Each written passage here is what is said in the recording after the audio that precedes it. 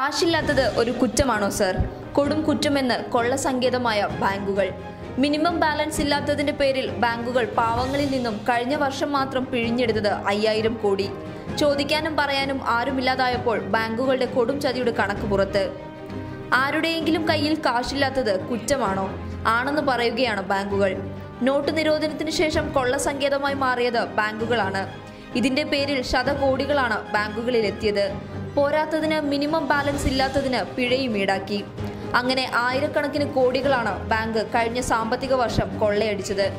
അങ്ങനെ ഇന്ത്യയിലെ ബാങ്കിംഗ് സംവിധാനം കണക്ക് പുസ്തകങ്ങളിൽ കരുത്തു കാട്ടുകയാണ്. അക്കൗണ്ടിൽ മിനിമം ബാലൻസ് സൂക്ഷിക്കാത്തതിന്റെ പേരിൽ രാജ്യത്തെ വിവിധ ബാങ്കുകൾ ഇടപാടുകാരിൽ നിന്നും 2017-18 നേടിയത് 4989.55 കോടി രൂപ. ഇതിൽ രാജ്യത്തെ 21 പൊതുമേഖലാ ബാങ്കുകൾ മാത്രം ഇടപാടുകാരിൽ നിന്നും ഈടാക്കിയത് 3550.99 കോടി രൂപ. ഏറ്റവും കൂടുതൽ പിഴ ചുമത്തിയിരിക്കുന്നത് രാജ്യത്തെ ഏറ്റവും വലിയ പൊതുമേഖലാ ബാങ്ക് കൂടിയായ സ്റ്റേറ്റ് ബാങ്ക് ഓഫ് ഇന്ത്യയാണ്. 2433.87 കോടി രൂപ. സാധാരണക്കാർ ഏറ്റവും അധികം അക്കൗണ്ട് എടുക്കുന്നത് ഈ ബാങ്കിലാണ്. SBIയെ പോലുള്ള ബാങ്കുകളെ ലയിപ്പിച്ചതിലൂടെയും ഇവർ വളർന്നു. 4 വർഷങ്ങളിലായി രാജ്യത്തെ 24 പൊതുമേഖലാ സ്വകാര്യ ബാങ്കുകൾ 11,500 കോടി രൂപയാണ് ബാലൻസ് ഇല്ലാത്തതിന്റെ പേരിൽ ഈടാക്കിയത്. കയ്യിൽ കാശില്ലെന്നത് ക്രിമിനൽ കുറ്റമാകുന്നതിന് തുല്യമാണിത്. പക്ഷേ കേന്ദ്ര സർക്കാർ പിന്തുണയോടെ ബാങ്കുകൾ കൊള്ള തുടരുന്നു. ഈ കൊള്ളയിൽ പഞ്ചാബ് നാഷണൽ ബാങ്കാണ് 2ാം സ്ഥാനത്ത്, 210.76 കോടി രൂപ.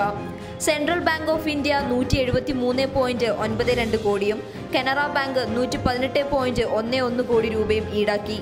രാജ്യത്തെ പ്രധാനപ്പെട്ട 3 സ്വകാര്യ ബാങ്കുകൾ ഈടാക്കിയിരിക്കുന്നത് 1438.56 കോടി രൂപയാണ്. സമ്പത്ത് MPക്ക് ലോക്സഭയിൽ നൽകിയ മറുപടിയിൽ കേന്ദ്ര ധനകാര്യ മന്ത്രാലയമാണ് ഇക്കാര്യം വ്യക്തമാക്കിയത്. സ്വകാര്യ ബാങ്കുകളിൽ HDFC ബാങ്കാണ് മുന്നിൽ. കഴിഞ്ഞ വർഷം 590.84 കോടി രൂപയാണ് മിനിമം ബാലൻസ് സൂക്ഷിക്കാത്തതിന്റെ പേരിൽ ഇവർ ഈടാക്കിയത്. ആക്സിസ് ബാങ്ക് 530.12 കോടിയും ICICI ബാങ്ക് 317.6 കോടി രൂപയും പിഴ ചുമത്തി. ജനങ്ങളെ ബാങ്കുകൾ പിഴിയുമ്പോഴും അത് ചർച്ചയാക്കാൻ പ്രതിപക്ഷം തയ്യാറല്ല. അതുകൊണ്ട് തന്നെ കൊള്ള തുടരുകയാണ്. പെട്രോൾ ഡീസൽ വില ഉയർച്ച പോലെ ഖജനാവിനും ബാങ്കുകൾക്കും കരുത്താക്കുന്ന നയങ്ങളാണ് മോദി സർക്കാർ നടപ്പാക്കുന്നത്. ഇത് തന്നെയാണ് മിനിമം ബാലൻസ് എന്ന വാളുപയോഗിച്ചുള്ള ബാങ്കുകളുടെ കൊള്ളയും കാരണമാക്കുന്നത്.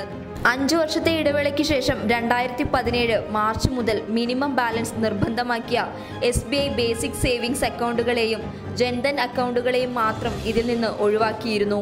42 കോടിയിലേറെ അക്കൗണ്ടുകളാണ് SBIക്കുള്ളത്. കടുത്ത പ്രതിഷേധത്തെ തുടർന്ന് ഇക്കഴിഞ്ഞ മാർച്ചിൽ മിനിമം ബാലൻസ് പിഴത്തുക 75% SBI കുറച്ചിരുന്നു. മെട്രോ നഗരങ്ങളിലും മറ്റും നഗരത്തിലുള്ള ഇടപാടുകാർക്ക് പ്രതിമാസം ഈടാക്കിയിരുന്ന പിഴത്തുക 50 രൂപയിൽ നിന്നും 15 രൂപയായാണ് കുറച്ചത്. അർദ്ധനഗരങ്ങളിലും ഗ്രാമങ്ങളിലുമുള്ളവർക്ക് പിഴ 40 രൂപയിൽ നിന്നും യഥാക്രമം 12 രൂപയും 10 രൂപയുമായി കുറച്ചിരുന്നു. പിഴത്തുകയിൽ GST കൂടി ഇടപാടുകൾ നൽകേണ്ടി വരുന്നുണ്ട്. പബ്ലിക് കേരള.